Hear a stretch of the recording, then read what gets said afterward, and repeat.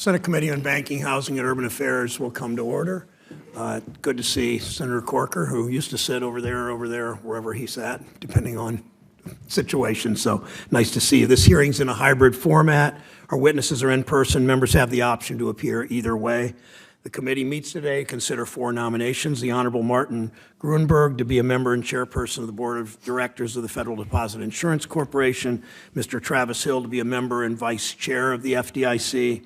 Mr. Jonathan McKernan to be member of the Board of Directors of the FDIC, and Dr. Kimberly McLean to be Assistant Secretary for Congressional and Intergovernmental Relations at the Department of Housing and Urban Development. Welcome all of you. We thank the nominees for appearing. We thank them for their willingness to serve our country.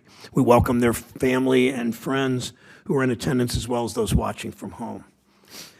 FDIC is responsible for ensuring deposits and supervision of some 5,000 banks and savings associations. The agency is governed by a board of directors which Congress has authorized to fulfill its mission to, quote, maintain stability and public confidence in the nation's financial system. All 5 members of the board are appointed by the President, confirmed by the Senate. The board is tasked with governing the FDIC. Today, our committee will consider 3 of these 5 seats on the board, including the chair and vice chair nominees.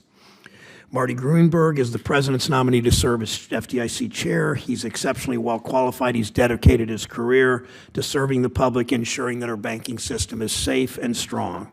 Since 2005, he's served as a member of the FDIC Board of Directors in various capacities, as chair, as acting chair, as vice chair, as member. The Senate has unanimously confirmed Mr. Gruenberg 5 times. During his tenure in the FDIC board, he's been a fierce defender of consumers and taxpayers and small businesses, the people that make this country run. He's also seen our banking system at its highest and its lowest points. He's helped ensure the stability of the system through the great 2008 recession. Under his leadership, the agency's put in place important safeguards following the financial crisis, taken steps to strengthen the Community Reinvestment Act. He's worked with banks to prepare for the risks that pose threats to our financial system, like cyber threats and climate change. He has the experience and dedication we need. If confirmed, he'll continue working to protect our financial system so that when Americans place their money in FDIC-insured banks, they know their money will be protected. At his nomination hearing to be chair more than a decade ago, Senator Sarbanes, whom Mr. Gruenberg staffed on this very dais, said, quote, Marty's extremely well prepared to serve as its chair. He would bring right from the beginning stability and continuity to the work of the FDIC. Those words actually ring even more strongly today. It's been only a few weeks since you last appeared before us, Mr. Gruenberg. Welcome. Travis Hill is nominated to serve as vice chair of the FDIC. More recently, Mr. Hill served as senior advisor to the former chair of the FDIC, Yelena McWilliams, and deputy to the chair for policy. Before joining FDIC in 2018, he worked on the staff of this committee for Senator Shelby and Senator Crapo, both of whom are here at the beginning of the hearing. Thank you. Jonathan McKernan is nominated to serve as a member of the Board of Directors at FDIC since 2019. Mr. McKernan has served at the Federal Housing Finance Agency. He's currently on detail from FHFA to Ranking Member Toomey's Banking and Housing Committee staff. Prior to joining FHFA, Mr. McKernan served at the Treasury Department. Before Treasury, worked for our former colleague, Senator Corker. Early in his career, Mr. McKernan worked in private law practice here in Washington. Mr. Hill, Mr. McKernan, if confirmed, as the 2 newest members, will be joining the agency at a critical time as the country emerges from the pandemic and the banking system faces new challenges. I'd like to hear from the 2 of you how you'll approach working with Mr. Gruenberg as the chair. He's been in your position for years also, so he knows both ends of that. How you'll protect consumers, serve all Americans, and stay ahead of risks. To our financial system, I expect financial regulators to demonstrate that they're committed to serving Main Street, not Wall Street. You know how this committee has changed under this leadership, this chairmanship.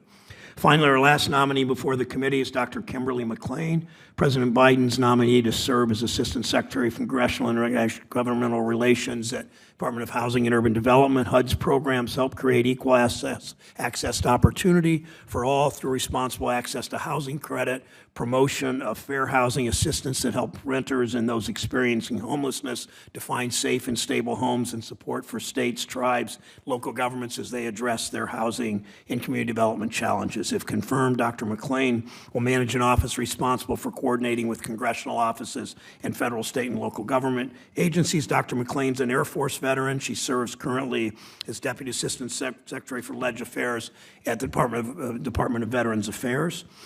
She possesses some 30 years of combined legislative, international affairs, and policy experience. Before joining the VA, Dr. McLean worked as Director for Congressional Strategy at the Air Force. Welcome, Dr. McLean. Thank you for years of dedicated service to this country also. Ranking Member Toomey. Thank you, Mr. Chairman. I, too, would like to welcome back our former colleague, Senator Corker. Great to see you back at the committee again. As you pointed out, we're here today to consider 4 nominations, Mr. Gruenberg, Mr. Hill, Mr. McKernan, and Ms. McLean, to the posts that you listed. The FDIC nominations represent a long overdue return to normal order. The agency has not been governed by a full 5-member board since 2015 and has not had a vice chairman for over 4 years.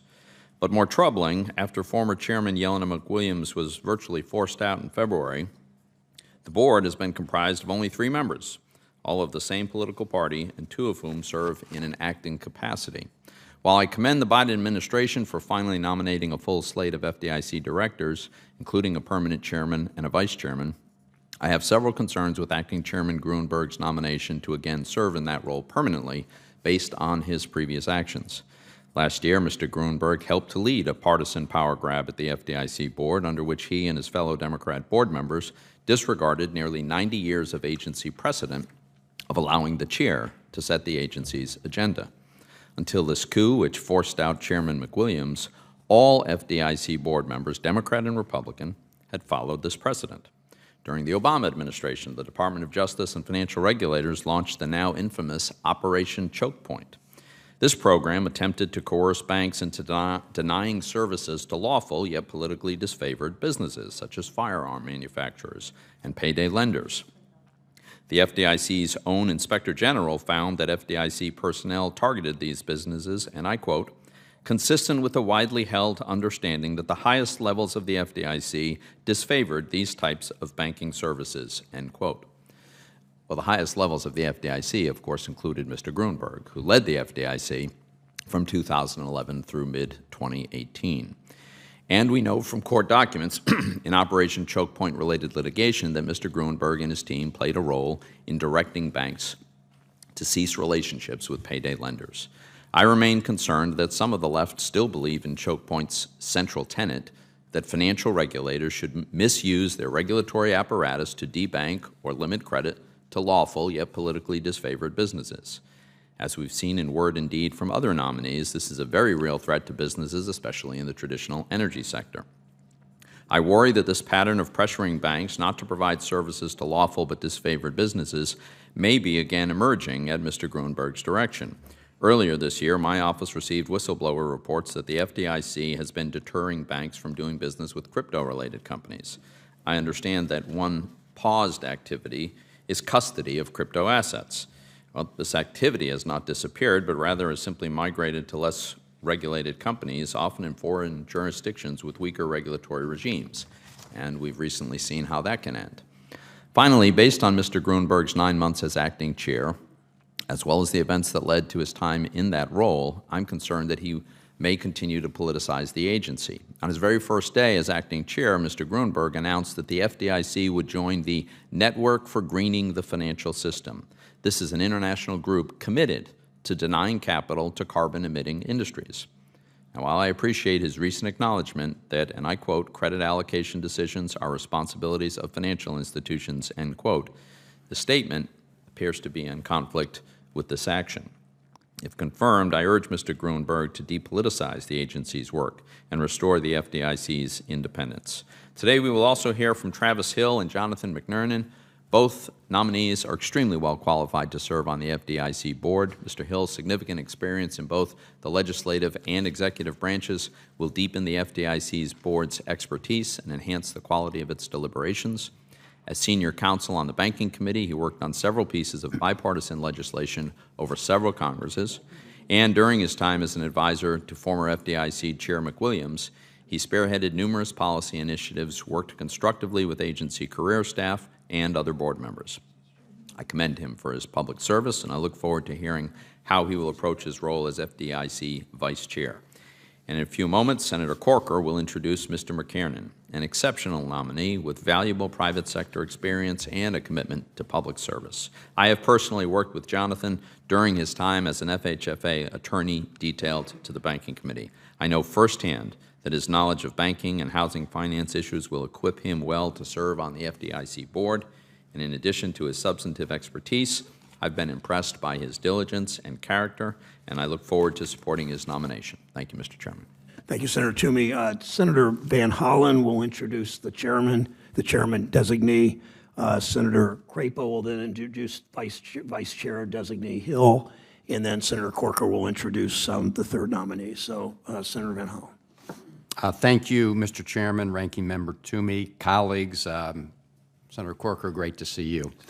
I'm really pleased and privileged to say a few words on behalf of the President's nominee to serve as chairman of the FDIC, Mr. Gruenberg. Now, I know Mr. Gruenberg is well known to members of this committee. He has served with great distinction. He's been the longest-serving member of the board of the FDIC. Served as vice chair and chair. He played a critical role as vice chair in response to the global financial crisis, and then as chair overseeing the recovery of the financial industry under the jurisdiction of the FDIC. What many may not know, although I know some do, is that Marty Gruenberg also served with great distinction for over 20 years as a staff member on this committee for a former Maryland Senator Paul Sarbanes, somebody who I respected greatly. And at that time, I also served as a staff member for another Maryland senator in the late 1980s. We're dating ourselves, Marty. Mac Mathias, a liberal Republican senator from Maryland. And so Marty Gruenberg and I overlapped during that period of time. I later worked as a staff member on the Senate Foreign Relations Committee, and I can tell you this, and I think you know this. You can disagree with Marty Gruenberg on issues, but I dare say nobody can question his integrity and his commitment to public service, his determination to listen to all sides before making up his mind and reaching a decision. And that's exactly the kind of person we want as chair of the FDIC. So it is great to see you again, Marty Gruenberg, and I commend his nomination and confirmation to all my colleagues. Thank you, Mr. Chairman. Thank you, Senator Van Hollen. Senator Crapo will introduce Mr. Hill. Thank you very much, Mr. Chairman. And Senator Corker, it's great to see you back here in the room. I appreciate the opportunity I had to serve with you. Senator Toomey, thank you also for your remarks. I have the privilege of introducing Travis Hill today, a former staffer of mine and no stranger to the members who have been on this committee over the past several years. Travis joined the Senate Banking Committee in 2013 and worked on a bipartisan basis on some very difficult, complex issues, from housing finance reform to legislation to right-size regulation for financial institutions, serving under both then-Chairman Shelby and myself as chairman.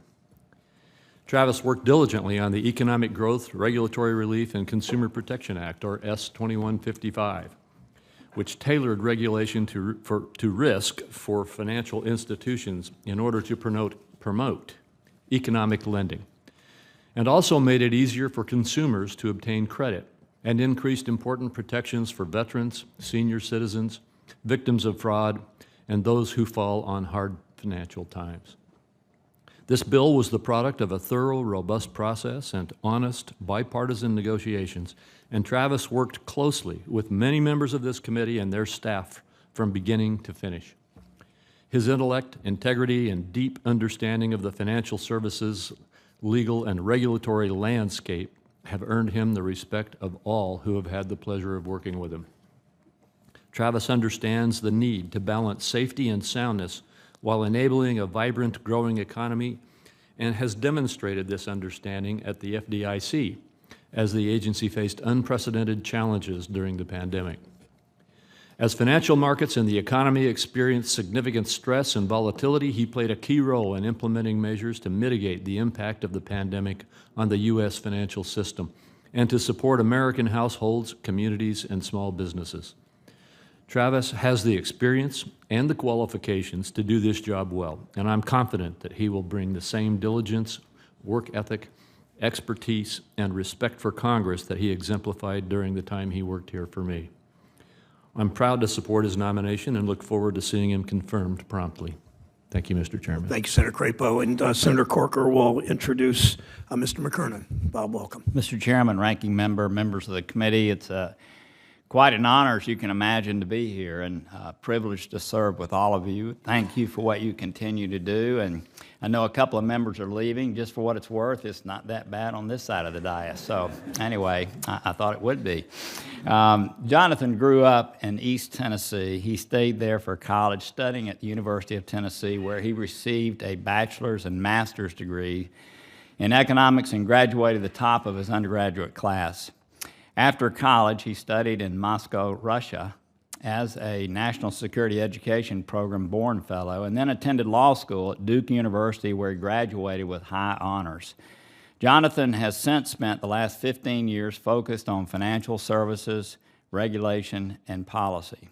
He started as a banking lawyer in private practice, first at the law firm of Hogan and Hartson, and then at WilmerHale, where he advised community banks and other financial institutions on a wide range of issues under the federal and state banking laws. Jonathan has spent almost 6 years in government service. He got his start in government as a financial services policy advisor to our office. And in that role, he supported our bipartisan effort with several members of this banking committee on both sides of the aisle to negotiate housing finance reform legislation, which I know there's still work to do there. Jonathan then went to work as a policy advisor at the Department of Treasury and to the FHFA, and has been on detail from FHFA to the Banking Committee's minority staff since January 2021. I know all of you know the great pride in being able to support someone's nomination that you've worked and served with, and I don't know of anyone who has greater intellectual curiosity and desire to get to the right answer. It was an honor to serve with him. He'll be an outstanding director at the FDIC if confirmed. I hope that is the case. It's a privilege to be here. Thank you for this time. I know that I don't have to leave, but I cannot stay here. So thank you. Thank you so much. Well said. Thank you, Bob, for being here and for the generous introduction of your friend. Would the four nominees come forward and please stand, and I will administer the oath.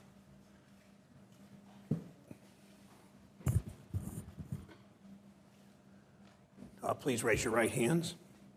Do you swear or affirm the testimony you're about to give is the truth, the whole truth, and nothing but the truth? So help you God. Do you agree to appear and testify before any duly constituted committee of the Senate? Thank you. Please be seated.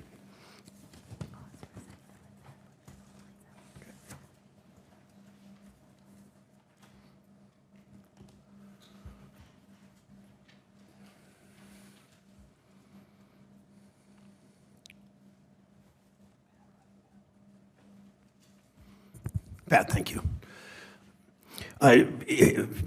We'll begin with Mr. Grunberg. If you want to introduce any of the four of you, if you want to introduce family members or friends with you today, please do that at the beginning of your testimony. Mr. Grunberg, please begin. Thank you very much, Chairman Brown, Ranking Member Toomey, members of the committee. It's my honor to appear before you today as the President's nominee to serve as Chairman and member of the Board of the Federal Deposit Insurance Corporation. I'd like to thank President Biden for the honor of this nomination and Chairman Brown and Ranking Member Toomey for scheduling this confirmation hearing. I would also like to thank Senator Von Holland for his very kind introduction. I've had the privilege of serving as a member of the FDIC board since August of 2005, as Vice Chairman, Chairman, and Acting Chairman during that period. I served as Vice Chairman during the global financial crisis of 2008 and its immediate aftermath, and as acting chairman and chairman during the post-crisis recovery period. Prior to joining the FDIC, I worked for Senator Sarbanes on the staff of the Senate Committee on Banking, Housing, and Urban Affairs from January 1987 to August 2005. During that period, I had the opportunity to work on major legislation, including FERIA, FDICIA, the Regal-Neal Interstate Banking Act, the Gramm-Leach-Bliley Act, and the Sarbanes-Oxley Act. A reasonable question to ask is why, after serving on the FDIC board for such a long period, I would seek nomination to serve as chairman again. The answer is pretty straightforward. My parents, who were Holocaust survivors from Poland, gave me the gift of being born in this country. Public service is a calling that has always been most meaningful to me. The FDIC is a great agency of our government whose mission of maintaining public confidence and stability in our financial system is critical to our country's well-being. The opportunity to serve on the FDIC board and to provide leadership as chairman has been the greatest honor of my career, and I can think of no opportunity that would have greater meaning to me than the chance to continue to serve. As I indicated in my testimony before this committee 2 weeks ago, the banking industry enters the current period of economic uncertainty in a position of significant strength. The industry is experiencing strong loan growth and continued good asset quality measures and remains well capitalized and highly liquid. However, it continues to face significant downside risks from inflation, rising market interest rates, and geopolitical uncertainty. Taken together, these risks may reduce profitability, weaken credit quality and capital, and limit loan growth in coming quarters. And these will be matters of ongoing supervisory attention by the FDIC for the near term. In my testimony, I also outlined key priorities for the FDIC for the remainder of this year and next, including maintaining a strong deposit insurance fund, strengthening the Community Reinvestment Act, addressing the financial risks of climate change, reviewing the bank merger process, evaluating the risks of crypto assets to the banking system, and finalizing the Basel III capital rules. In addition, I highlighted the FDIC's efforts to support minority depository institutions and community development financial institutions, promote a diverse and inclusive workplace at the FDIC, and strengthen cybersecurity and information security within the banking industry. If I may, I'd like to conclude my statement with two acknowledgments. First, the last time I appeared before this committee for a confirmation hearing, I had the honor of being introduced by Senator Sarbanes. Most of what I know about public service I learned from him and from serving on the staff of this committee. His integrity, intelligence, and judgment were such that not a day goes by that I don't ask myself, what would Senator Sarbanes do? Finally, I would like to acknowledge the dedication and extraordinary capabilities of the employees of the FDIC who have performed with such distinction during my tenure at the agency, especially during times of crisis. They are deeply committed to the FDIC's mission and serve our country well every day. That concludes my statement, and I'd be glad to respond to your questions. Thank you, Mr. Grunberg, especially your comments about the staff who doesn't get nearly the credit they should from this institution. Mr. Hill, welcome. Please proceed. Thank you. Thank you, Chairman Brown, Ranking Member Toomey, members of the committee. It's an honor to have been nominated by the President to serve as a member of the Board of Directors of the Federal Deposit Insurance Corporation and to appear before you today. Joining me this morning are my wife, Lauren, and my son, Wesley, and my daughter, Whitney, is having more fun at daycare. I am continually grateful for all their love and support. I'm also joined this morning by my parents, John and Nicole, who have traveled here from New York and from whom I have learned the importance of hard work, responsibility, and too many life lessons to list. Public service is something I do not take lightly. All 4 of my grandparents arrived in this country as immigrants, including 2 who were German Jews escaping the Nazis. Both of my grandfathers subsequently volunteered to fight in World War II, and in the ensuing years, one of them rose to manage a chain of restaurants despite never having attended high school, while the other started a company importing minerals from India. I grew up with a deep appreciation of all this country has to offer. I spent 5.5 years working as a staff member for this committee. I am extremely grateful to Senators Crapo and Shelby for the opportunity. During my time on the committee, I worked on a number of bipartisan bills, including the Economic Growth, Regulatory Relief, and Consumer Protection Act, commonly referred to as S-2155, which was signed into law in May 2018. I spent countless hours working with staff members from both sides of the aisle. Through my experience on the committee, I developed a deep understanding of the ins and outs of banking laws and regulation, the importance of bipartisan cooperation, and the vital oversight role Congress plays in holding government agencies accountable to the American people. After leaving Capitol Hill, I worked at the FDIC as an advisor to Chairman Yelena McWilliams and as her deputy for policy. In that role, I was involved in a range of FDIC policymaking initiatives, represented the agency at a number of different venues, and helped lead the agency through the COVID-19 pandemic. This experience reinforced my appreciation of the important role the FDIC plays in promoting the safety and soundness of banks and the stability of the banking system while ensuring that hardworking Americans have a safe, accessible place to leave their savings. I also saw firsthand the exceptional expertise and experience of the FDIC staff. I remember my time at the FDIC with great fondness and am excited about the potential opportunity to return if confirmed. Throughout my career, I have seen the importance of a well-tailored regulatory framework that promotes economic growth, innovation, and broad access to credit while ensuring our nation's banks remain safe, sound, and resilient to shocks.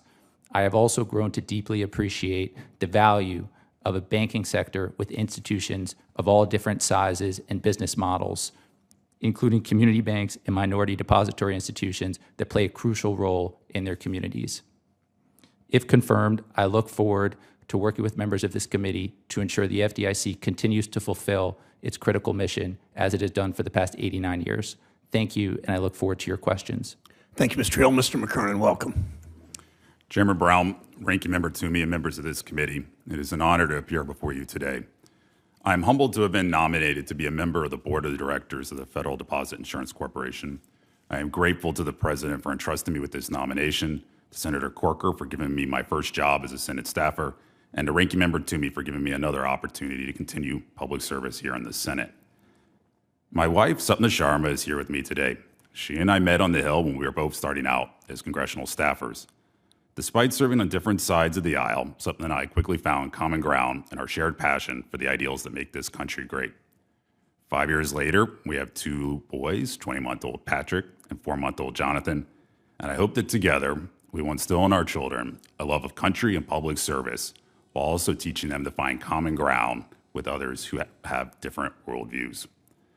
My parents, Patrick and Victoria, are here today from East Tennessee. My father is a former Navy pilot and sales representative. My mother is a retired school teacher and homemaker. From my parents, I learned the importance of hard work and perseverance, as well as an attachment to reading and learning that together have provided a solid foundation for life. My brother Paul and his wife Kinsey are here today as well. Both are also former Senate staffers, having met while working for Senator Alexander.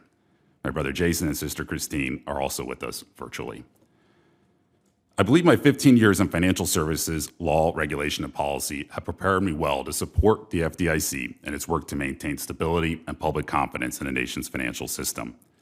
My first role in government was as an advisor to Senator Corker on banking matters, including this committee's bipartisan S-2155 reform legislation and the senator's efforts to negotiate bipartisan housing finance reform legislation. I then served as an advisor at the Department of the Treasury and the Federal Housing Finance Agency, and am now on detail from FHFA to this committee. I have immensely valued my time here, and I believe this committee represents the best of those in public service. Before joining Senator Corker's staff, I worked for more than 9 years as a banking lawyer. My time in private practice began just as the 2008 financial crisis was beginning. We all watched as hundreds of billions of taxpayer dollars were spent bailing out too big to fail financial institutions. Millions of homeowners were wiped out by foreclosures, and almost every American family suffered in some way through the economic fallout that followed. The aftershocks of the crisis still reverberate 15 years later. Many American families will never recover the lost generational wealth. Many others remain convinced the system is rigged against them. That experience left me with an enduring conviction that we as a society must have a strong financial regulatory system that ensures we do not repeat the mistakes of the past. The FDIC's mission, therefore, resonates deeply with me, and if confirmed, I would be strongly committed to ensure the FDIC does its part to maintain a resilient financial system. Thank you for your consideration and look forward to your questions. Thank you, Mr. Cronin. Dr. McLean, welcome. Chairman Brown, Ranking Member Toomey, and members of the committee. Joining me today is Ambassador Cindy Corville. I thank her for her presence. Joining me virtually are my mother, Miss Lori Freeman, my husband, Stephen McLean, and our 4 children, Stephen II, Kenyatta, Darian, and Patrick, who is hopefully enjoying school and not watching television. So thank you once again for the opportunity to appear before you today. I would first like to thank President Biden for nominating me to serve as Assistant Secretary for Congressional and Intergovernmental Relations at the U.S. Department of Housing and Urban Development. I would also like to thank Secretary Fudge for her support of my nomination. Thank you also to this committee for holding today's hearing and meeting with me over the past few weeks. I look forward to working with this committee on our nation's housing issues. If confirmed, you have my pledge that I will bring to bear the same commitment to service and nonpartisanship that has guided my 30-year career in the United States military, private, and public sectors. For the last 22 months, I have been blessed to serve my fellow veterans, their caregivers, their survivors, as Deputy Assistant Secretary for Congressional and Legislative Affairs at the U.S. Department of Veteran Affairs. I am proud to support VA's work on access to benefits and care for all veterans and their families. I bring to this role a deep knowledge of government and understand how to work across large organizations, agencies, and Congress to tackle challenges and deliver results. My leadership experience has provided me with a unique background to serve in this role. But just as important, I have seen firsthand the positive impact of access to affordable housing and economic mobility on people's lives. You see, my childhood was filled with fond memories of going to my paternal grandmother's home on weekends. When my Grandma Freeman could no longer live in her home due to health issues, she moved into a subsidized neighborhood in Rockford, Illinois, called The Terrace. That same neighborhood became home to my maternal grandmother after the death of my grandfather from cancer. My Grandma Williams transitioned from being a lifelong stay-at-home mother to a high school and college graduate, and ultimately a librarian. The Terrace provided my grandmothers with a sense of dignity and independence in the midst of major life challenges. Life happens to all of us, and as life is happening, nobody should have to wonder where they will lay their head down at night. I am keenly aware of the struggles that homeowners and renters are facing today. I am committed to working with Congress and the constituents it serves. If confirmed, I will do everything within my power to ensure that those who are most in need have an advocate and a voice at HUD. The Office of Congressional and Intergovernmental Relations serves as an important force multiplier for HUD and a critical conduit for communicating HUD's initiatives, programs, and priorities to Congress, state and local elected officials, tribal leaders, and the Senate and House committees with jurisdiction over HUD. To successfully accomplish HUD's missions, if confirmed, I will focus on 3 areas. First, ensuring the Office of Congressional and Intergovernmental Relations is empowered and equipped to be agile and responsive. Second, increasing the capacity and continuity of the office's workforce to deliver exceptional customer service. And finally, developing strong, trusted relationships through consistent communication and engagement. I am ready to take on the HUD mission and work alongside HUD teammates in service to our nation. If confirmed, I will lead as I did during my career in public service and as an Air Force officer. Integrity first, service before self, and excellence in all I do. Chairman Brown, Ranking Member Toomey, and members of the committee, thank you for once again the privilege to appear before you and the opportunity to serve my country. I look forward to answering your questions. Thank you, Dr. McLean. And Dr. McLean, thank you for your work for Ohio veterans on the PACT Act and on other issues you've worked on at the VA. And you will be joining, I hope, once confirmation's done, you'll be joining, working with a friend of mine, notable Ohioan, Secretary Fudge. So thank you for joining us. Mr. Hill, I'll start with you. Is there any public purpose to crypto right now? Senator, I think right now most of the public promise of crypto is for the future. Most engagement with crypto today has been speculative investments in nature, but I do think that there are a number of crypto projects that are intended to try to make aspects of our financial system more efficient. But I think as of today, most of that is theoretical and not part of everyday life. Thank you, and I appreciate your consistency from our discussion yesterday and your answer today. We simply, and I know you mostly subscribe to what I'm about to say, we can't let thousands of risky and volatile assets that are used only for speculation and sanctions evasion into our banking system. And we know that it's a national security issue when you look at what's happening with sanctions. So thank you for that response. Mr. McKernan, this committee for too long was just referred to in these halls and by many as the Senate Banking Committee because it was mostly about Wall Street. You spent much of your career representing big banks, siding with Wall Street. Now your job, should you be confirmed, will be that of as a regulator. Regulators, as you know, and as you've publicly said, serve the American people. If confirmed, convince me your actions at FDIC will reflect that commitment to serve all people and communities, not just Wall Street. Senator, if confirmed, I will, of course, be committed to ensuring doing my part, the FDIC performs its mission, and that's all about the stability and confidence in the nation's financial system. If the FDIC can't do that, then it's Main Street that's primarily going to bear the burden of that, right? Wall Street's going to be fine at the end of the day if we have another bailout or another financial crisis. So at the end of the day, I'm going to stay focused on the mission, making sure we don't ever have a repeat of the financial crisis. Thank you for that answer. Mr. Hill and Mr. McKernan together, both of you said you want to work with Chair Gruenberg on the final Basel III capital rules. Former Vice Chair of Supervision Quarles said these rules should be implemented without increasing capital requirements, while Fed Vice Chair for Supervision Barr is committed to taking a fresh look at enhanced regulatory capital requirements. So as brief an answer, if possible, yes or no. Mr. Hill and Mr. McKernan, do you agree with Vice Chair Barr? Senator, without wanting to prejudge, I certainly would go into the position, if confirmed, with an open mind. And I don't think there's any downside to doing a holistic review of the current capital standards. Okay, thank you, Mr. McKernan. Chairman, I similarly support a holistic review. Okay, thank you both. Mr. Gruenberg, you've served at FDIC in different capacities under administrations of both parties. Your record is bipartisan.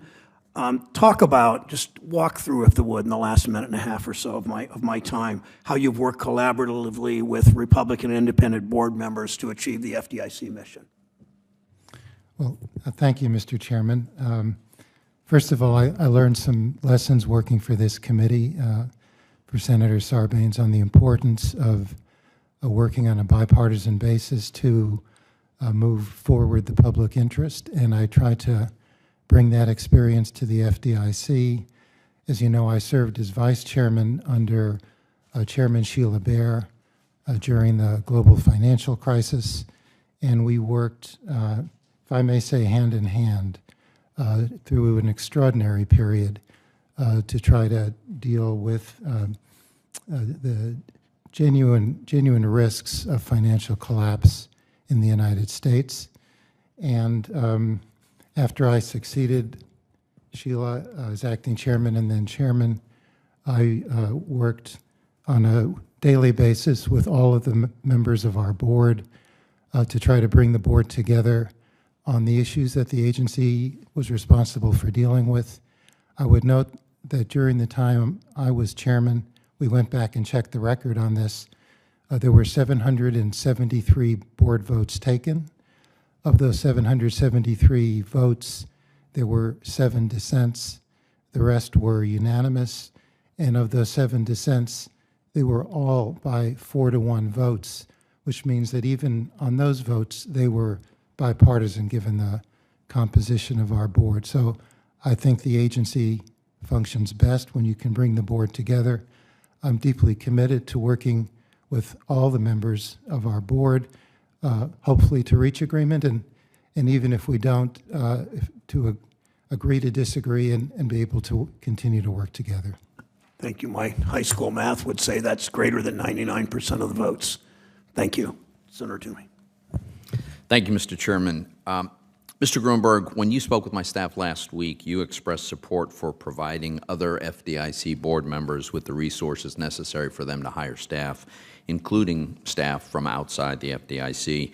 In fact, you noted that in your previous tenure as chairman, you had allowed an FDIC board member to hire a non-FDIC employee to advise him, and you remarked that this arrangement was positive both for the member and for the board as a whole. So, if you're confirmed, will you commit to providing all other FDIC board members with similar resources and hiring flexibility? Yes. Yes, Senator. I appreciate that because I know you recognize the importance that staff play in the decision-making process. So I appreciate that commitment.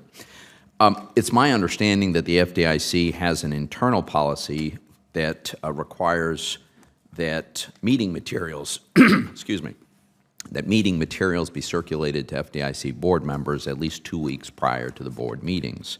Now, I understand that hasn't always been observed in practice, but that is the policy. Can you commit to abiding by this deadline, including on interagency matters, to make sure that all board members have the opportunity to review relevant material before board consideration? Senator, I'll certainly commit to doing our best on that. We generally meet that deadline. If we don't, we consult with the other members of the board, and frankly, if there's ever an issue with a board member feeling they haven't had sufficient time to consider a matter, then we would, if necessary, delay action on it until all the members of the board feel comfortable that they've had a full opportunity to consider the matters that the board has to act upon. Well, I appreciate that, and I hope you'll be able to stick to that because it becomes, as you know, it can be impossible to properly evaluate and cast a decision about an important matter. The things you deal with are so complex and have so many nuances that it just requires that time for preparation. Still with Mr. Grunberg, now your involvement in forcing out former FDIC Chair McWilliams was very disturbing to me. As you know, I've talked to you about this. Are you aware of a single previous instance in the FDIC's nearly 90-year history in which non-chairman board members sought to take control of the agency's agenda? We certainly have had instances when I was chairman when other members of the board put forward proposals, and there has been instances in the past in which other members of the board have proposed cases at a board meeting. So, and it is this common practice at board meetings, at the conclusion of board meetings, for the chairman to ask the other members of the board if there are any other matters that members would like to raise. So let me... Go ahead. So I think the general practice is to defer to the chairman on setting the agenda, but every member of the board is obviously an independent member with the ability and to a certain degree responsibility to put forward proposals that they believe are in the public interest. Okay, but my actual question was there a time when the board members took control of the agenda against the will of the chair, overruling essentially the will of the chair? And we've done the research and we can't find any such time. In fact, in 2018, the board consisted of you as acting chairman and 2 Republicans, Joseph Otting and Mike Mulvaney. Now, I'm pretty sure there must have been occasions where those 2 Republicans disagreed with you on various matters. But again, there's never been an occasion where they took control of the agenda, overruled you, and pursued their own agenda. So I'm concerned that what you and some of your colleagues did really undermines the FDIC and could have lasting implications. Let me move on quickly here to your announcement on the very first day as acting chairman at the FDIC that the FDIC would join the so-called Network for the Greening of the Financial System. Now, this group has an explicit mission to, and I quote, mobilize mainstream finance to support the transition toward a sustainable economy, end quote. In other words, their stated goal is to allocate capital in such a way as to accelerate a transition to a low-carbon economy. Now, you've recently acknowledged that capital allocations decisions should be made by banks. So do you believe it would be appropriate for the FDIC to seek to play a role in determining the pace of the transition of our economy to a lower carbon economy? That's not our responsibility, Senator. I'm glad to hear that, but I want to remind you that that's exactly what the mission of the Network for the Greening of the Financial System is. And so we have U.S. financial regulators acknowledge the indisputable fact that they don't have the authority to set climate policy, but then they join an organization that's dedicated to doing exactly that. So I would suggest withdrawing from the group as a way to acknowledge the limited nature of the powers of the FDIC. I've got very little time remaining, but very quickly, Mr. Hill, this is, of course, a multi-member bipartisan board. If you are confirmed, could you briefly talk about some of the bipartisan work that you've done in the past that prepares you for this role? Sure. Thank you, Senator. And then I'd like to ask Mr. McKiernan essentially the same question, if you can answer the same question. When I was a staff member for the Senate Banking Committee, I participated in the work on a number of bipartisan bills. When I first started working for the committee, we were working on the FHA Solvency Act, which was marked up and approved by the committee, I believe, by a 23-1 vote. I then did a lot of work on the Johnson-Crapo housing finance reform legislation, which also was marked up by the committee and passed by a bipartisan vote. And of course, there was S-2155, which also was signed into law with a bipartisan vote. Yes, Senator, briefly, similarly, some work on S-2155 when I was working for Senator Corker. And perhaps also note there was a lot of bipartisan effort led by Senator Corker's office on Housing Finance Reform Office. I think at some point we had, as part of our group, our working group on this, staff from 6 Republican offices and 6 Democratic offices on this committee. So I think there's a lot of creative problem solving there and learning how to work on a bipartisan basis.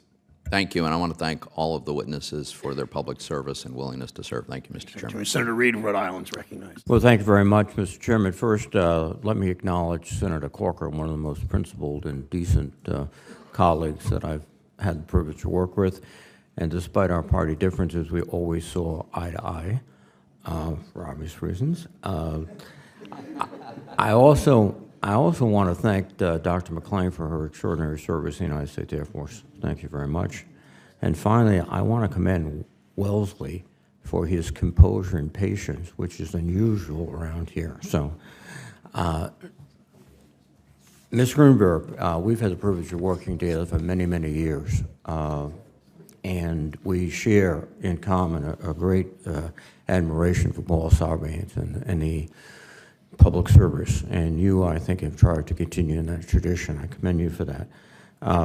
What we discovered during the pandemic is that our community banks were very much more effective in helping small business than the larger institutions, and much more vital to the communities than, again, the larger institutions.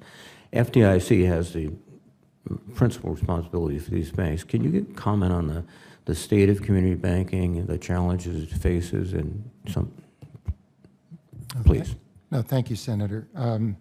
The FDIC, as you know, is the lead federal supervisor for the majority of community banks in the United States. So not only the supervision, but the maintaining a strong community bank sector in the U.S. banking and financial systems we view as really central to the FDIC's mission. And the community banks play a role in our financial system that is really critical and not replaceable. They consistently punch above their weight in terms of their impact on our financial system as a whole. Most obviously, community banks today, as the FDIC defines them, account for about 12% of all the banking assets in the United States. They also provide nearly 40% of all the small loans to businesses and farms in the United States. And their ability to serve a small business and small farms, which are, as you know, very labor intensive in terms of providing financial services to, is really the core of the business model of the community bank, which the larger institutions really do not have a similar interest in serving. So, and we know the importance of small business and small farms to the economy. So the sustaining a viable community bank sector in the United States is really quite critical. And to the other point you raised, community banks have continued to perform quite well in the period since the global financial crisis and during the pandemic, and played a particular and leading role in terms of implementing the PPP program to get loans out to small businesses. So they're the basic business model of a community bank, which is careful relationship lending funded by stable core deposits, focused on a local community that the bank understands well, has actually held up and proven to be quite competitive and remains critically important to the financial system and is a central responsibility of the FDIC. Thank you very much. Mr. Hill and Mr. McKernan, I have been trying to expand the Military Lending Act, which caps interest to service members at 36% to all Americans. I think 36% in this climate is a rather generous interest rate. Would you be supportive of such a proposal, since I would assume most of the FDIC-insured institutions charge much less interest rate than that? Mr. Hill first. Senator, I appreciate all the work that you've done in this area. I do think it is critically important that banks treat their customers fairly, and that loans that banks make to consumers are loans that are affordable and that consumers can repay. With respect to the interest rate cap, I think we always want to be careful in how we balance affordability with access to credit, but would be happy to consider taking a look at the legislation, and certainly if it was passed, would implement it as required. Thank you. Mr. McKernan, please. Yes, Senator. In my time working for Senator Corker, had a number of conversations with folks at the Pew Trust on some of the creative thinking in that area. And one thing I did take from that is it's a complex issue. I understand what you're trying to get at there. It's an important issue, and would be very eager, if confirmed, to work with you and your staff to provide technical assistance on your work there. Thank you very much. And Dr. McLean, good luck. Thank you. Thanks, Senator. Senator Shelby of Alabama is recognized. Thank you, Mr. Chairman. First of all, congratulations to all of you and your, as we say, your willingness to serve in the public sector. A lot of you have had experience there over the years. I'm sure all of you are qualified, highly qualified. I'm here specifically to laud Travis Hill. He worked as a senior counsel on this committee, as has been said, and he served us with honor and distinction. He's highly qualified. He's highly educated. Duke, Georgetown. He has a lot to offer, and I congratulate the president in nominating all of you, but especially Mr. Hill. Mr. Gruenberg, I've known a long time. I've worked with him on the committee when I was ranking with Chairman Sarbanes and when I was chairman and so forth. And we worked together in a bipartisan way on a lot of things. But I have to associate myself with some of the concerns that Senator Toomey has made at what went on at FDIC that more than bothered a lot of us because it was unprecedented and so forth. And maybe, Marty, you've learned something there. I don't know. But those reservations are with some of us on some of the things that you were involved in there. I know you're highly qualified by experience off this committee and as chairman and ranking over the FDIC. But those are real concerns, something that you and others ought to be thinking about deeply before that ever happens again. Other than that, I congratulate all of you, wish you well, hope the chairman will expedite these things and where we can talk more about you and for you on the floor. Thank you very much.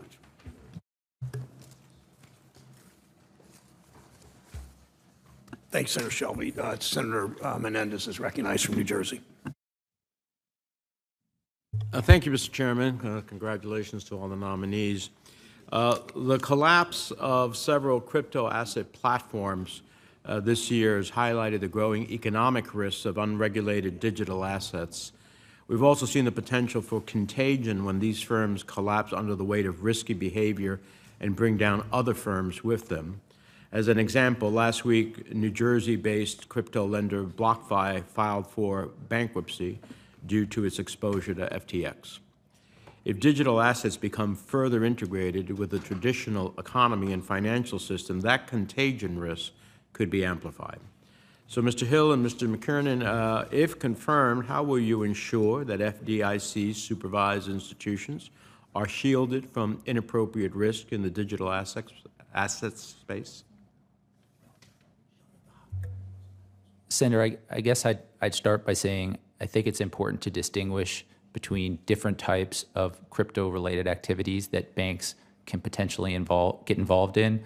I think there's a big difference between a bank providing custody services for crypto-related activity versus a bank using its balance sheet to engage in speculative investments. But I think generally the responsibility of the FDIC and the other banking agencies is to ensure that to the extent activities are legally permissible, that they're done in a safe and sound way. Mr. McKernan? Senator, if it confirmed, the way I would approach crypto-related activities within the banking system is really threefold. First, any crypto-related activities at a FDIC-regulated bank need to be performed in a safe and sound manner. Second, those activities need to be in compliance with consumer protection and other law. And third, the activities can't pose a risk to financial stability. I maybe might just amplify a bit the second point, compliance with law. I'd want to study this issue further if confirmed, but as I understand it, there are some significant open questions as to what is a permissible activity when it comes to crypto at a bank. So I think that's something I'd want to understand better. And second, I do think there is a role for the market regulators to play in continuing to define the rules of the road in this space, and the banks will need to similarly comply with that law. But at a high level, it's about safety and soundness, compliance with law, and risk to financial stability. All right. In order to manage this risk, it's important for Congress to have as much information as possible. In April, the FDIC issued a financial institution letter directing its supervisors to notify the FDIC of any activity they currently engage in or intend to engage in related to crypto assets. Mr. Gruenberg, will you commit to keeping Congress up to date on the findings of your research and the integration of digital assets into the traditional financial system? Yes, Senator. Thank you. I appreciate the caution FDIC has thus far shown with regard to digital assets, and I expect the nominees before us today to continue the scrutiny if you are confirmed. Chair Gruenberg, Mr. Hill, Mr. McKernan, the latest data from the FDIC shows that just 4% of the agency's executive managers are Hispanic, virtually the same number as the year before.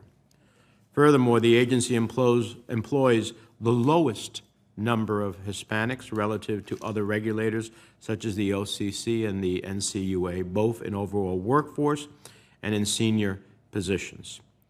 This is a community that has a $1.8 trillion domestic marketplace impact. It needs to be represented in our financial institutions. So why has the FDIC lagged behind its counterparts in hiring Hispanic and Latino staff and leadership? Senator, you raise a very important point that has been a focus of attention and priority for us. As a general matter, among minority employees, the FDIC has generally been at or above the civilian labor force, but that has not been the case for Hispanic employees. We've been significantly below, as you pointed out. And for For us, that has been a focus of attention in terms of our efforts to ensure diversity and inclusion at the FDIC. Earlier this year, we established at the FDIC an interdivisional task force focused on Hispanic employment because it really is, within our diversity issues, the most significant challenge. And we are focusing in particular on recruitment and hiring, as well as training and promotion at the agency. And I assure you this will be an ongoing priority, and we will be glad to stay in touch with you and your staff. Well, this as is we a continue our priority efforts. for this senator, has been for some time. And, you know, the problem is we'd make no progress. So I hear all the things about, you know, we're going to recruit, we're going to do this, but we make no progress. So I'd like to ask the three nominees to the FDIC, are you committed to having a diverse workforce, and will you work to achieve it if you are confirmed? Yes, Senator. Yes, Senator. Yes, Senator. And Mr. Chairman, with your indulgence, a very quick question, provincial question to Dr. McLean. Under previous administrations, HUD removed key multifamily housing staff from its office in Newark, transferred them to the New York regional office. HUD has not had a Region 2 administrator from New Jersey in over a quarter of a century. Now, as a former mayor in a state legislature, I know that presents a challenge for residents and property owners and managers. New York and New Jersey have very different housing needs and issues. So it's critical that we have HUD staff in the state that are familiar with our unique needs. Will you ensure, confirm, that the Newark office has the staff it needs and New Jersey remains a priority at HUD? Senator, thank you for the question. I understand that this has been an ongoing conversation between your staff and HUD, and it also came up in my conversation with your staff. If confirmed, I'm committed to continuing to work with you and your staff on the issue surrounding New Jersey, and we'll make that a priority as we continue to move forward, sir. Okay, continuing the work is nice, but making a difference is nicer. I've said this to the secretary, who I was very supportive of. If it continues that we don't have the appropriate staff in New Jersey, then I will not support future HUD nominees, no matter how qualified they are. Thank you very much. Senator Tillerson, North Carolina, is recognized. Thank you, Mr. Chairman. Congratulations to all of you for your nominations. Mr. Hill, Mr. McKernan, and Dr. McLean. I look forward to supporting your nominations. I want to thank you for your service in the Air Force. And Mr. McKernan, I was glad to hear that you attended Duke. I'm sad you didn't have the grades to get into Chapel Hill, but I always have to dig Duke. Mr. Gruen, I did not take any pleasure in the comments that I made a couple of weeks ago on what I consider to be a serious problem with what occurred last year. And on April 7, 2017, excuse me, when President Trump was calling on Senate Republicans to nuke the filibuster, I signed on to a letter specifically saying with 61 other members that we would not do that because it would destroy this institution. 4 years later, we had 5 signatories from this committee who voted to try and nuke the filibuster. This sort of bipartisan framework that we work within is hard, but it's necessary. The apolitical framework that has been the history of the FDIC, with 20 chairmen, 9 of those chairmen, including you, serving on a board that had a majority of the other party. I'm sure they always didn't agree on matters, but they always agreed on trying to maintain the apolitical nature of the FDIC. So this is an unprecedented action and one that concerns me. I know you're seeking bipartisan support, but this is not about your credentials. I've spoken with a number of people, and I agree with Senator Shelby that you have the experience and you have a lot of people who respect you for your technical expertise. This has to do with a leadership decision that you consciously made that gives me concern, particularly in these times where we're looking for ways to work together. In a document on December 9th, you issued a request for public comment on the Bank Merger Act in coordination with Mr. Chopra. This document alleging to initiate rulemaking changes at the FDIC was posted to the CFPB website against the wishes of, at that time, Chair McWilliams. I would assume since this document was posted publicly and your name was attached, you're knowledgeable about its origins and contents. So my question to you is, can you provide to me the names, positions, and the agency affiliations of the individuals who drafted the document? I believe so, Senator. And can I get that as a follow-up, or do you have any off the top of your head now that you can share with us? Be glad to do it as a follow-up if that would. Okay, so you'll commit to making any of the staff organizations, you'll make it available to us prior to your confirmation? Yes, sir. Okay. When I also assume when you considered president when determining whether to issue the document, you've been at the FDIC since 2005, is that correct? Yes, sir. So you're familiar with the FDIC regulatory history since then. During your tenure, can you identify for me other instances when another agency publicly posted FDIC policy updates against the wishes of the FDIC chair? No, Senator. Okay. Moving beyond your tenure, the FDIC's first board was sworn in on September 11th, 1933. While the CFPB had yet to be established, the FDIC's other sister agency, the OCC, was on the FDIC board from its inception. Can you provide me with instances through the 89-year history when an alleged official action of the FDIC was posted onto the OCC website or into their public record against the objection of the FDIC chair? We'll certainly check the record on that. I'm not aware of any, but we'll check the record. I think you're going to find that it's not, and again, as Senator Shelby indicated, I want to associate myself with comments made by Senator Toomey. But again, this comes down to leadership, and I feel like in the same way that if we voted to nuke the filibuster here, you can't unring that bell. So I have great concerns about how the FDIC is going to operate in the future. Thank you. Thanks, Senator Jones. Senator Tester from Montana is recognized. Thank you, Mr. Chairman, and thank you all for being here at the hearing. Congratulations to all of you on your nomination, and thank you for your service, Marty. Travis and Jonathan, thank you for coming in to my hideaway and having a nice visit. I don't intend to ask you three any questions. I'm going to focus on Dr. McLean, if I might, so you guys can smoke them if you got them, okay? Dr. McLean, you have impressive experience working in congressional relations in the public and the private sector, including most recently for the Department of Veterans Affairs and the Air Force. In addition to your 30-year career in congressional affairs, you serve as an officer in the Air Force Reserve. Thank you for that.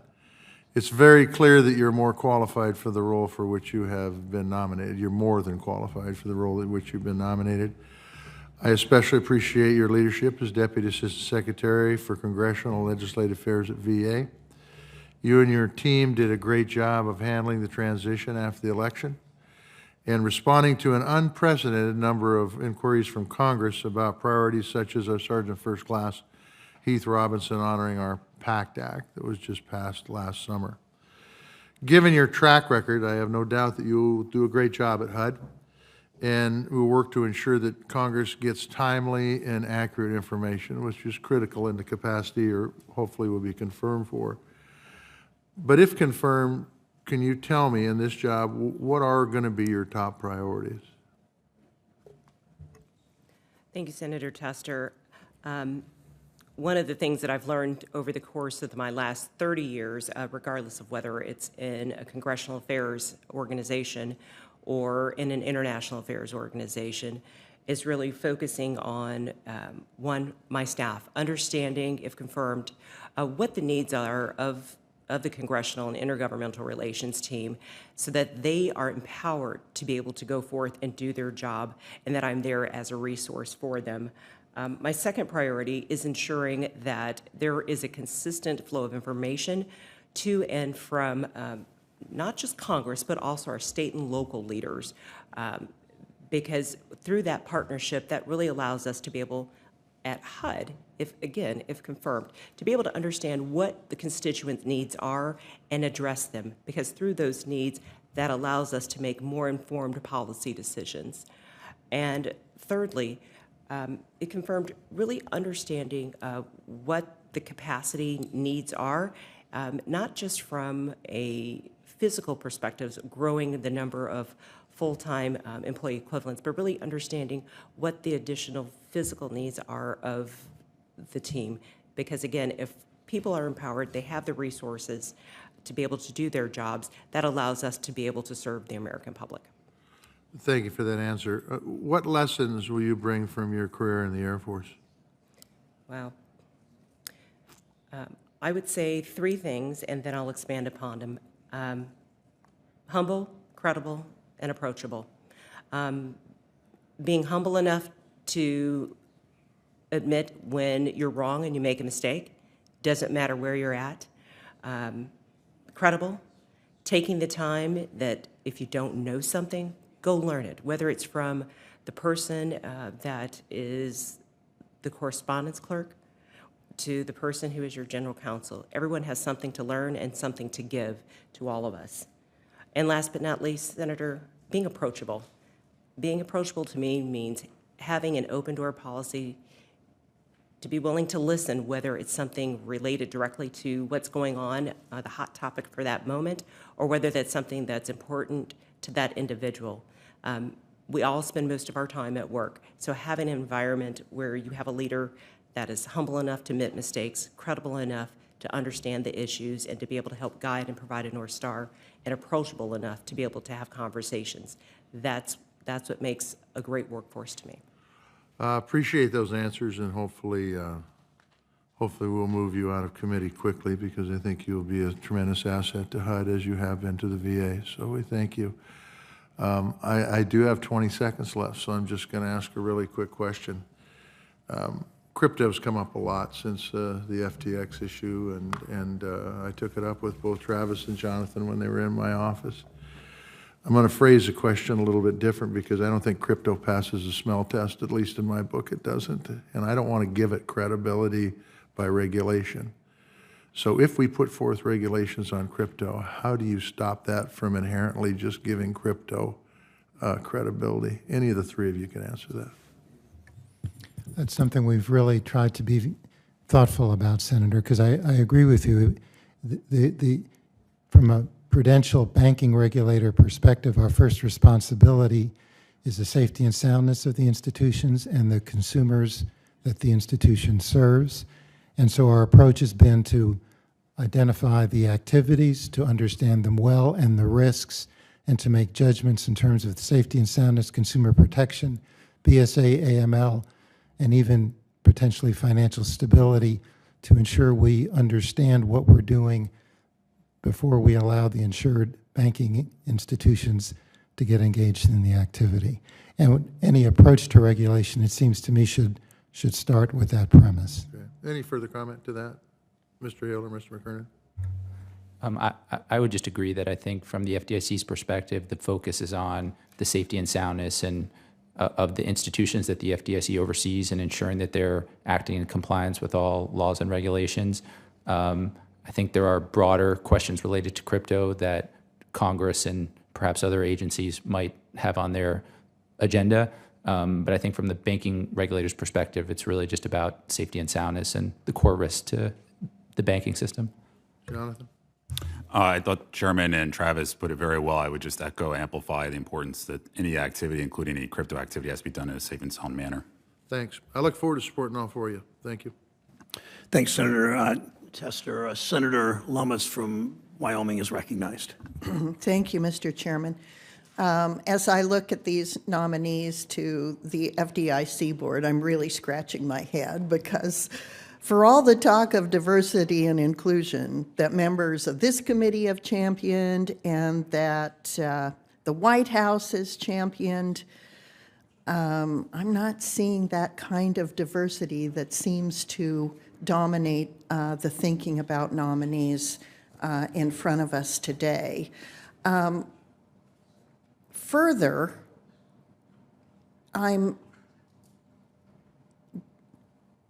actually kind of angry that you, Mr. Greenberg, forced the resignation of your predecessor as FDIC chair, a first-generation American immigrant who was a woman. So, my question is this: are there any women currently nominated or serving on the FDIC board, Mr. Greenberg? No, Senator. Do you feel your nomination advances diversity on the FDIC board? Not in that sense, no, Senator. But so many on this committee think it's important to send the signal, and many qualified candidates have been passed over by this administration for other roles because they are not sufficiently diverse. So why you? Well, it's it's a little over my pay grade, Senator. All I can say is I've served at the FDIC. I believe deeply in its mission. I've tried to serve it well, and I think I have the capability to continue to provide leadership, and it's a very important agency. Why did you force the FDIC chair out? I would, if I may, Senator, the issue goes to the authority of the agency. And under the Federal Deposit Insurance Act, the authority of the agency explicitly is vested in the board of directors. And a majority of the board has the authority to place items before the board. But never had until this. No, actually, Senator, On a chair, you have forced out chairs. When there was a change of administration in the past, was the chair forced out ever before this one? I would challenge that, the conclusion that this was not a unique situation. I want to turn next to Dodd-Frank. 12 U.S.C. 1812A1 requires that the FDIC board have one member with state bank supervisory experience. That's a quote. State bank supervisor is defined in that same statute as being an officer of a state with primary regulatory authority over state banks. So this is not merely a federal regulator that oversees state banks. So neither Mr. Hill nor Mr. McKernan have experience as a state bank regulator. Mr. Greenberg, have you worked as a state bank regulator for a state banking agency? I have not worked for a state banking agency, Senator. Have you ever written a report of examination or issued an exam rating to a community bank? The things that would give you a good understanding of how fair a bank's exam rate is, for example? Well, I would point out that the FDIC supervises, as you know, state-chartered institutions. Have you ever written a report of examination? No, I'm not an examiner. I've just served on the board of the agency. Do you think someone should have been nominated to the FDIC board with state bank supervisory experience? Because most banks in our dual banking system are state-chartered. They are the majority of the institutions. I understand why you asked the question, Senator, in a sense that that's also above my pay grade. It's a judgment for the White House in terms of the nomination. Well, the statute requires someone who has actually served as a state bank regulator. That's not you or any other nominee here. So I think it's pretty clear that the White House and this committee think it's okay to ignore the clear text of Dodd-Frank. And I don't think this committee should move forward with these nominations until we start following the law. Thank you, Mr. Chairman. Thank you, Senator. Senator Cortez Masto from Nevada is recognized. Thank you, Mr. Chairman. Congratulations. Welcome to all the nominees and all of the family members here today. Dr. McLean, let me start with you. My office has worked closely with HUD staff to improve and reauthorize the largest affordable housing block grant program called HOME. If you are confirmed to this position, will you commit to working closely with my office to improve the home program? Senator Cortez Masto, thank you very much for the question. If confirmed, I will commit to working with your staff. Thank you. And this Congress has invested hundreds of billions of dollars to build hundreds of thousands of affordable homes. Will you ensure that we receive state-level data about these investments? Senator, if confirmed, I will work with the appropriate administrative office and program office to ensure that your staff gets the data that it's looking for. Thank you. And if you haven't surmised by now, affordable housing is a key issue in the state of Nevada, and I want to make sure we're doing everything we can at a federal level to support our state and local partners and private partners to make sure we are building that affordable housing. So thank you. Let me turn to Mr. Hill and Mr. McKernan and our acting chair, Mr. Gruenberg.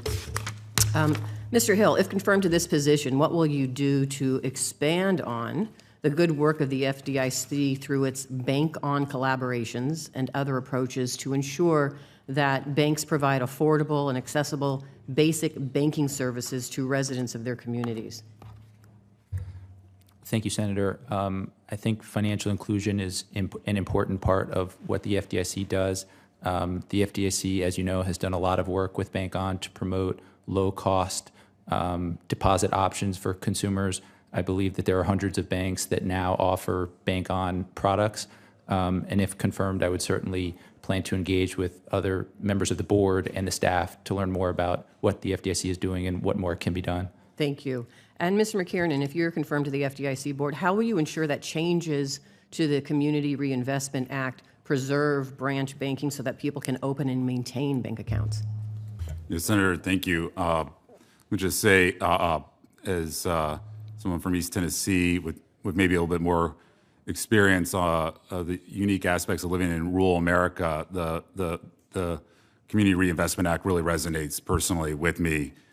It's critical that banks support all segments of their community, rural and otherwise. And so I think, while there is an open rulemaking out there and I can't prejudge the specifics, I commit to certainly working with the chair and the staff to make sure that the implementing rule fully achieves that statutory mandate. Thank you. And in many of our rural communities in Nevada, there are a lot of indigenous people and tribal lands. So how would you address the limited banking services for our tribal communities as well? I'm just curious. Senator, I think the Community Reinvestment Act and the implementing rule have a role to play there as well. Thank you. I appreciate that. Mr. Gruenberg, first of all, let me just say thank you for your timely response to the letter that Senators Romney, Sinema, and myself sent regarding the industrial loan companies, which are important to Nevada's financial sector. In your testimony before the House Financial Services Committee, you spoke about the FDIC's work on contending with a range of risks to ensure resiliency in our banking system. Do you have anything to add regarding risks to the financial sector posed by other non-bank sectors or other issues? I think it's a key risk factor for the agency to focus on bank relationships with non-bank third parties, non-bank financial companies. Really is a significant source of risk to our insured depository institutions, and our supervision of those relationships and ensuring that the bank understands that when it engages and partners with a third party, in effect, if that third party is providing services on behalf of the bank, from a supervisory standpoint, it is as if the bank itself is directly providing those services, and the bank is accountable for the provision of those services. So the bank really has to manage the relationship in a way that it ensures compliance with its basic supervisory responsibilities. Thank you. And then just touching on a separate topic, can you just elaborate for me? I've heard a lot of concerns from my Republican colleagues, but can you elaborate for me? Apparently there was a DOJ slip opinion that was responding to a question regarding whether the chairperson of the FDIC has the authority to prevent a majority of the FDIC board from presenting items to the board for a vote and decision. Can you talk about how that came about? Yes, it was requested by the General Counsel of the FDIC in order to get clarity around that issue, Senator. And the clarity is, from my understanding of this opinion, that really the chair cannot prevent the other board members, if they so choose as a majority, to present items before the board. Is that correct? That's correct, Senator. Thank you. Thank you again to all of the nominees. Congratulations. Thank you, Senator Cortez Masto. Senator Haggerty of Tennessee is recognized. Thank you, Chairman Brown, Ranking Member Toomey. It's good to be back with you after Thanksgiving. I wanted to start just by recognizing one of the nominees here today, Jonathan McKernan, a fellow Tennessean, someone who has wonderful credentials both in the practice of private law and working in the public sector. Mr. McKernan, I'm delighted to see you here representing Tennessee so well. Congratulations on your nomination to this important position. I'd like to turn my question, though, to Mr. Grunberg. Mr. Grunberg, on April the 7th, the FDIC sent a financial institution letter to all FDIC supervised entities requiring them to notify your agency of their crypto-related activities. So my first question for you is, you can walk me through the process that FDIC supervised institutions have to undergo to accomplish this. Thank you for the question, Senator. We were trying to, as a starting point, to understand the engagement of our insured institutions with crypto-related activities. It doesn't require an application. So as a starting point for us, we wanted to find out which of our insured institutions that we supervise are either engaging in crypto-related activities or considering it. What form does the notification take then, if it's not So we issued a financial institution letter making the request of the institutions the FDIC supervises that if they engage in crypto-related activities or planning to notify us, and notify us in a letter, can call our regional office. And if they are engaging or planning to do so, we ask them to provide in some detail the nature of the activity so that we can evaluate it from a standpoint of safety and soundness, consumer protection, BSA, AML compliance, and then provide supervisory feedback to the institution. It was a way for us to do a couple of things. One, see which of our institutions were engaging and planning to engage, and if they were, to try to understand it with some detail what they were doing, because these are generally new activities, both for the institution and frankly for us as a regulator to understand. You know, the technology has great promise. Institutions in my home state of Tennessee are engaging in this right now. As a person who's invested in and been an executive in small businesses, I can tell you that the technology poses great potential, and I'm concerned about any activity that might chill it. You and your agency continue to cite financial stability and consumer protection as the motivation behind these sort of policies. You're establishing a precedent that requires businesses to notify their supervising regulators of involvement in sectors that you've deemed high risk. Is that correct? Is that how you've justified this as a high risk? Oh, I mean, this financial institution letter was specific to crypto-related activities, and yes, I think in our financial institution letter, we identified as background the risks we saw from a safety and soundness, potentially for a safety and soundness standpoint, consumer protection, BSA, AML, financial stability. I think you can understand my concern, whether it's Operation Choke Point, whether it's the creation of new merchant category codes for firearm and ammunition purchases, whether it's the debanking of the oil and gas industry. Our financial system is increasingly becoming politicized. It's becoming weaponized to achieve partisan aims that certainly wouldn't survive a vote here in the Senate. I'm concerned that this letter that you put forward may certainly be the FDIC simply testing the waters to see how other industries like this administration might be affected, other industries that the administration may be ideologically opposed to. So my next question, Mr. Grunberg, is whether there are any other specific sectors of our economy that FDIC-insured entities that are going to be required to disclose their involvement in. And if not, well, let me ask you that first. Are there any other sectors that you've got targeted that you're going to ask, you're going to send a similar letter to get them to disclose their involvement? No, Senator. Well, that's good to hear. Then I'd like to know if you can commit to me here today that the FDIC will not institute similar practices for the oil and gas industry, for example, for the firearms and ammunition industry, or any other politically sensitive industry that might become a target of this administration. No, I agree with that, Senator. Okay, I'm glad to hear that. Thank you. Thank you, Mr. Chairman. Thank you, Senator Haggerty. Senator Van Hollen's recognized. Thank you, Mr. Chairman, and congratulations to all of you on your nominations. I think we have 3 Marylanders and 1 from Tennessee. Congratulations all.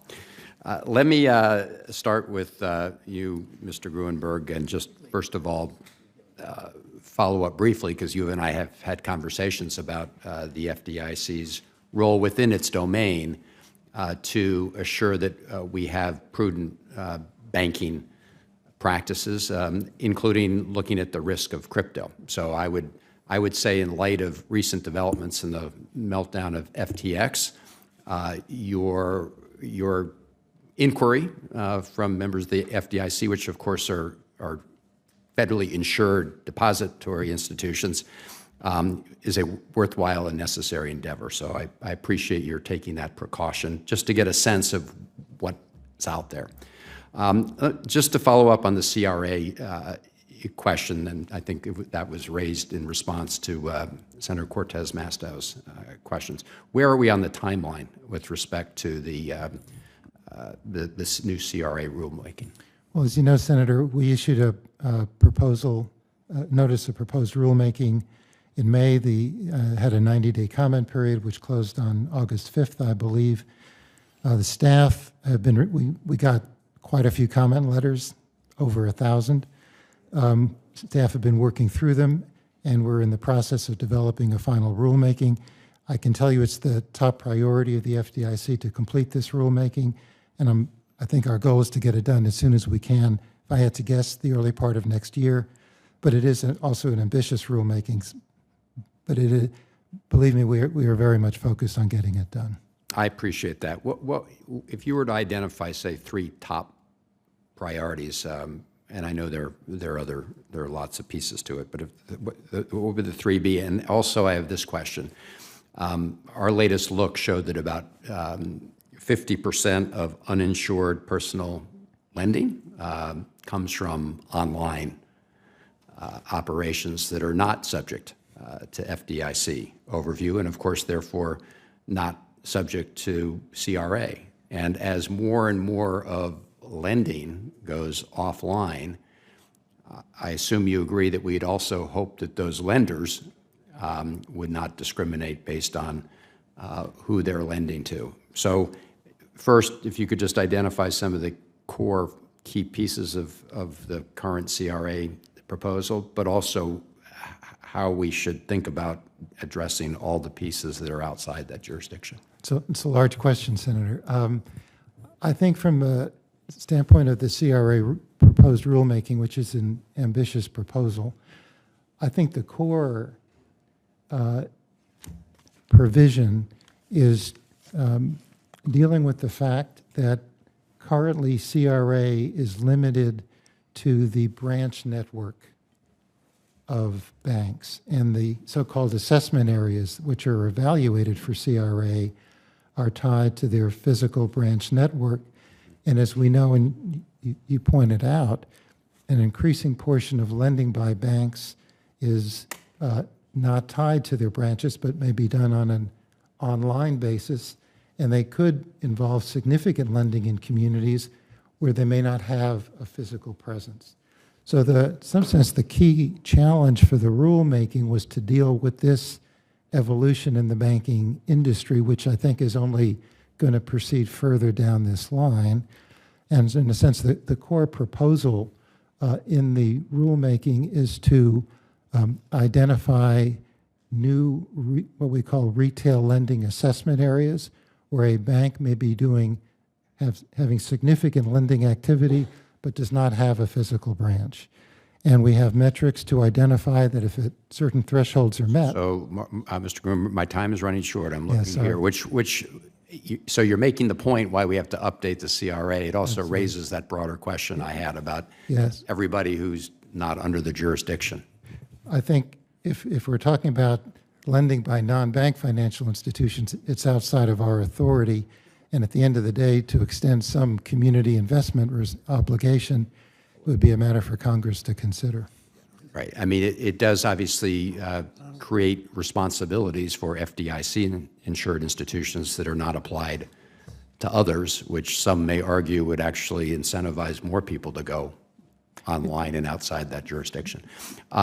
Thank all of you for your testimony. I look forward to supporting all your nominations. And Dr. McLean, I hope to get a couple questions to you, but I'll follow up. Look forward to working with you on the housing issues. I also serve on the Appropriations Committee, subcommittee that oversees HUD, so look forward to working with you on some priorities there. Thanks, Senator Van Hollen. Senator Daines of Montana is recognized. Chairman, thank you. Mr. Grunberg, on December 9th, 2021, you and Director Chopra issued a joint statement that the FDIC voted in favor of a request for information and comment on the bank merger process. This vote never happened. Instead, these actions began the process of upending an 88-year tradition of the FDIC board working collaboratively with its chairman and allowing that chairman to set the agency's agenda. Accordingly, then Chair McWilliams resigned, and you became the FDIC's acting director. In a letter to President Biden just last year, our Republican colleagues and I detailed our concerns about the consequences of these actions. I simply want to start this morning by stating that I think it is inappropriate for a director to continue serving on the FDIC board long after the expiration of his term in order to undermine its Senate-confirmed leader. I wanted to state that. Now I want to turn to my questions. Mr. Grunberg, Operation Choke Point was implemented under your leadership of the FDIC. Federal regulators at the FDIC and DOJ used their authorities to intimidate banks into shunning lawful but politically disfavored industries, including firearms and ammunition dealers. You're now being nominated to the same position. The question is, will you commit here today in front of this committee that you will actively prevent your employees at the FDIC from criticizing, discouraging, or prohibiting banks from lending or doing business with any industries or customers that are operating in accordance with the law? Yes, Senator, and that's been the policy of the FDIC. Thank you. Dr. McLean, you spent nearly 2 years as Deputy Assistant Secretary for VA's Office of Congressional and Legislative Affairs, working to fulfill Secretary McDonough's promise to provide Congress with quick responses and accurate information. So I've got 2 questions for you this morning. First, for Dr. McLean, do you agree with Secretary McDonough's belief that, quote, the lifeblood of any well-functioning organization is accurate and timely data? Senator, I agree that it's critical to be able to provide that information in an accurate and timely manner, and if not, be able to communicate when that information would be available.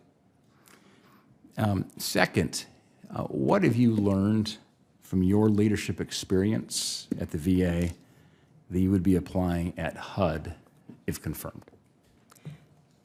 Senator, one of the things that I've learned in my nearly 2 years at VA is truly the depth and breadth of benefits and care that the Department of Veteran Affairs provides to veterans, their families, their caregivers, but even more importantly, the necessity for really not just getting the information from our constituents, which I've been blessed to be able to work with a number of offices directly in taking care of constituent issues, but being able to take that information and bring it back to the broader VA enterprise to be able to inform some of the decisions that we make.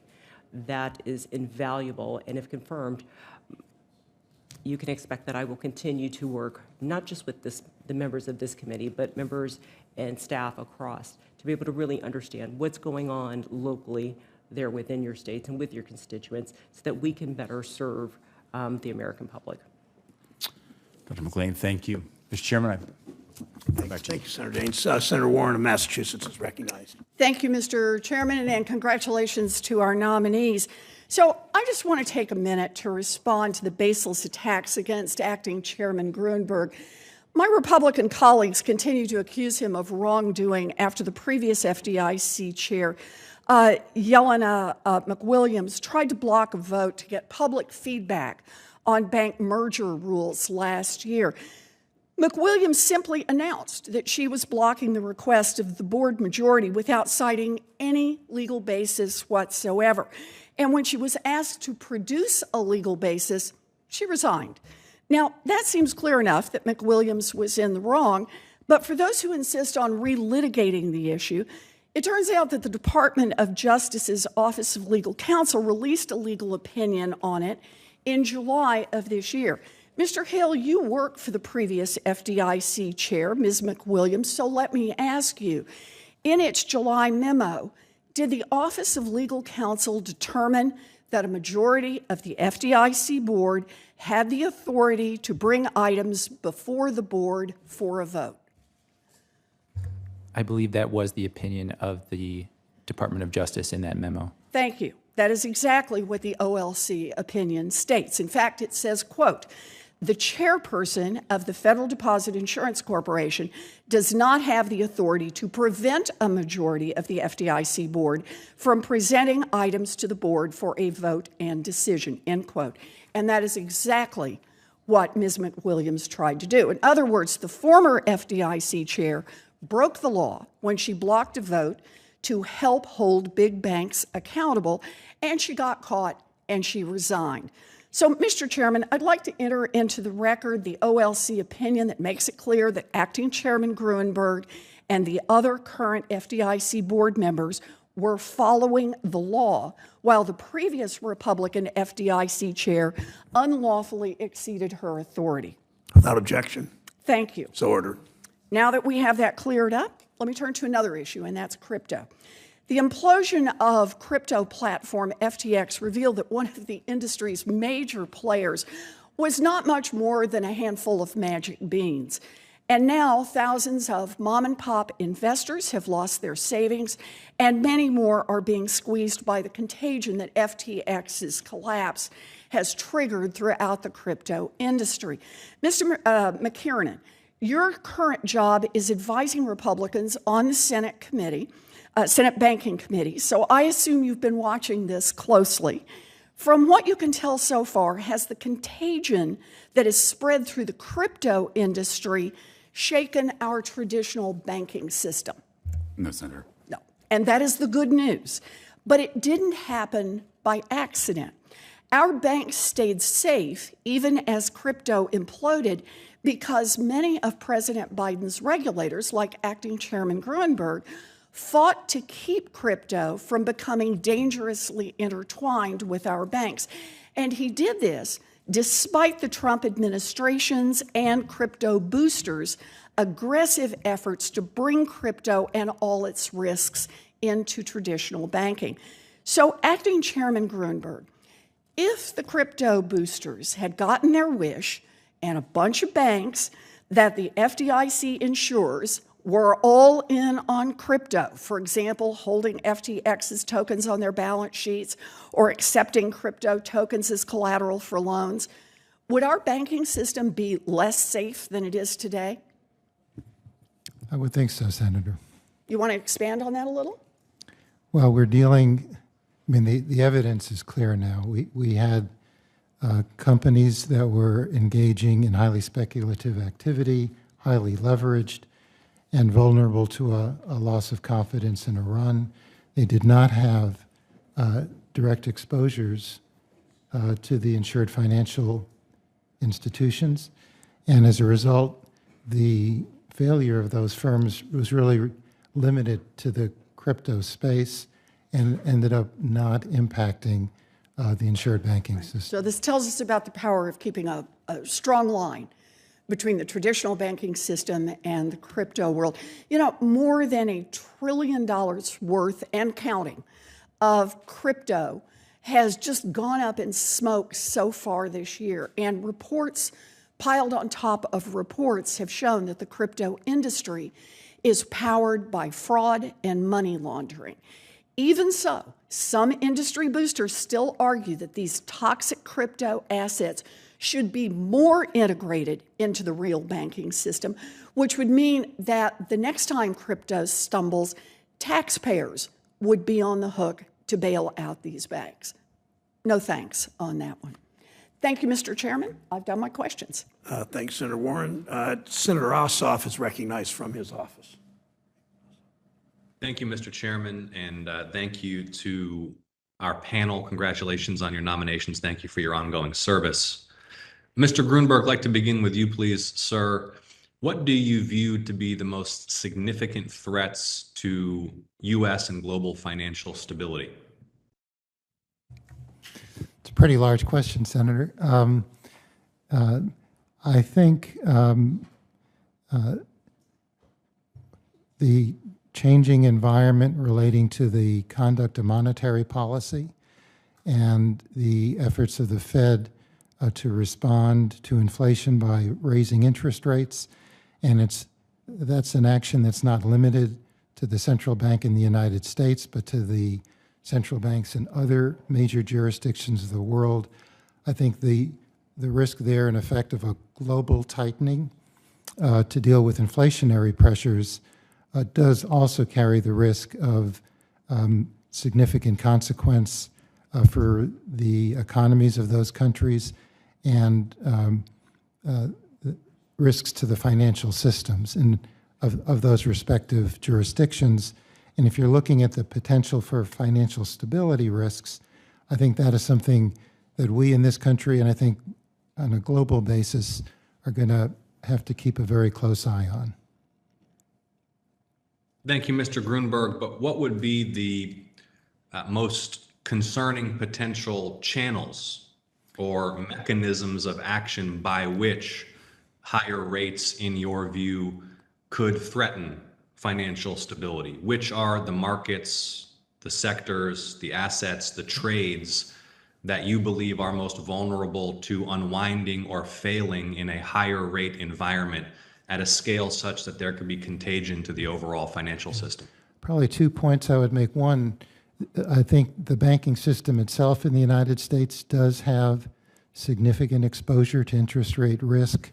A lot of our banks have made longer-term loans that are now susceptible to rising interest rates, and there's an overhang of unrealized losses on the books of our banks that's very substantial and that could be problematic depending on how the economy evolves.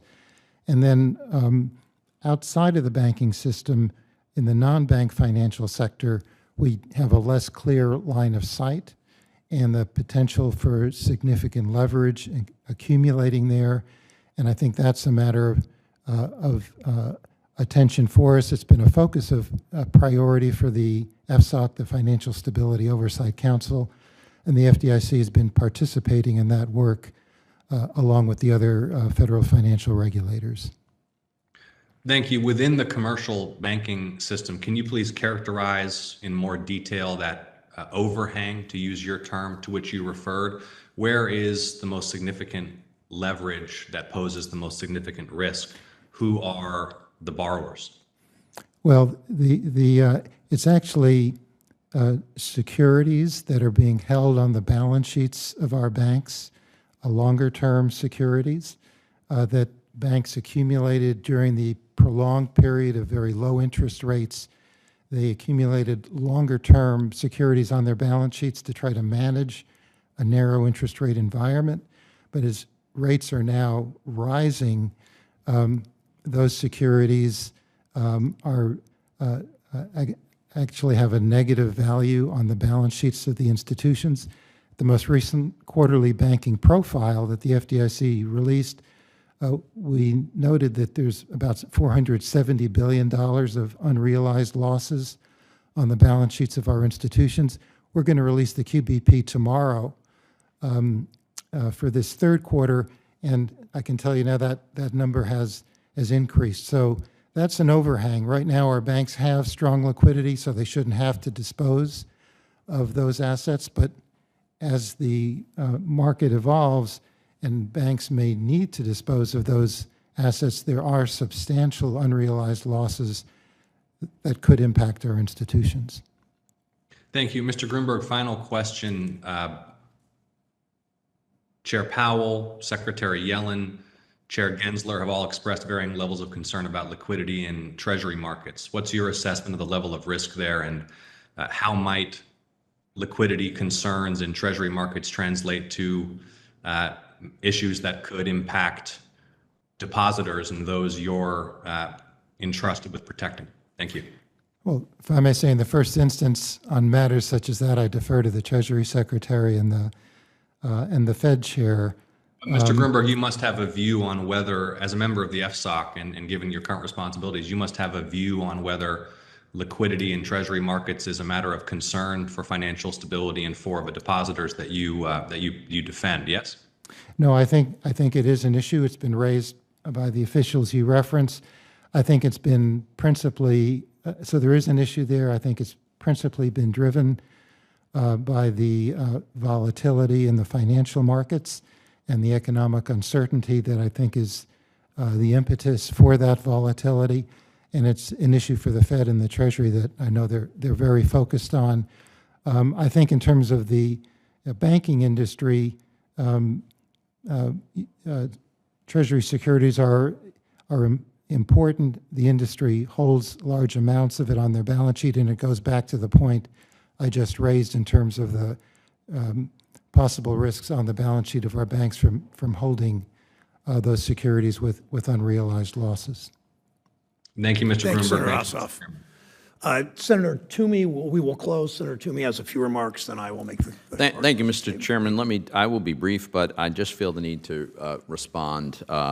Chair McWilliams, the past chair of the FDIC, was the subject of what I think are really outrageous allegations, and I want to make it very clear that she is a highly reputable person who operated and served at the FDIC with the highest legal and ethical standards, the utmost integrity, and in the incidents that we've discussed this morning, she was exercising the authority that every chair of the FDIC has had and exercised for 90 years. And let me just say a brief word about crypto, because that's come up a lot as well. I think there's a danger that some of us confuse bad behavior by individual people with the instruments they use to conduct their bad behavior. There is nothing that I'm aware of about, and I've studied this pretty closely, about what happened at FTX that requires us to blame crypto. It was the misuse of customer accounts by an individual who controlled them, and that could have been done, and in fact has been done, in conventional non-crypto financial institutions many, many times. I think it's much more useful to think about these various crypto projects as operating systems, software protocols, on which we are likely to see amazingly powerful apps that will solve problems for everyday Americans in the ordinary physical economy across a very, very wide range, much of which we can't imagine today any more than many of us were able to imagine when the beginning of the internet, the Amazons and Googles and Ubers and all the other apps that have completely changed America's economy. Thank you, Mr. Chairman. Thanks, Senator Toomey. And I obviously respectfully disagree. The concern about crypto increasingly is our national security and what we're seeing with people that are trying to evade sanctions. And I think that's, we haven't shown a real public purpose for crypto, especially contrasted with the potential danger. Briefly on the McWilliams incident, FDIC, it's never been the tradition for a chair to refuse to put an item on the agenda. Mr. Grunberg and others made several attempts to work with the former chair in good faith, and she chose to resign. That's the important point there. Thank you to our nominees for being here. We will work together as a committee to move forward quickly on the nominations. For senators who wish to submit questions, they're due close of business Monday, December 5th at noon. To nominees, we'd like to have your responses by Friday, December 9th at 5 p.m. Thank you again for your willingness to serve the public, all four of you. The meeting's adjourned.